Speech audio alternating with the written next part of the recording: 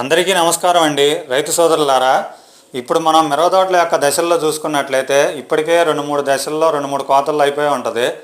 కానీ మనం రైతులను చూస్తుంటే ఎందుకు అంత దాకా ఎందుకంటే మాదే చేను ఆ ఎర్రనల్లి వచ్చేసి అసలు చేను మొత్తం ఇదైపోయిందండి. ఇప్పుడు రైతుల పరిస్థితులు కూడా చాలా వాటికి చూస్తుంటే చాలా ఇదిగా ఉందండి, బాధగా అనిపిస్తుంది.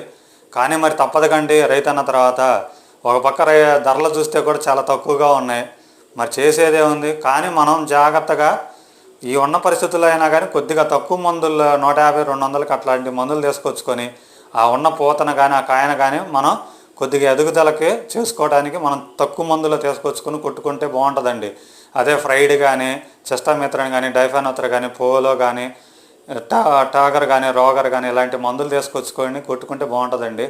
మరి మన రైతు యువనేస్తం ఛానల్ని సబ్స్క్రైబ్ చేయండి. మరిన్ని వీడియోల కోసం, మరి వచ్చే సంవత్సరం ఎలాంటి వీడియోలు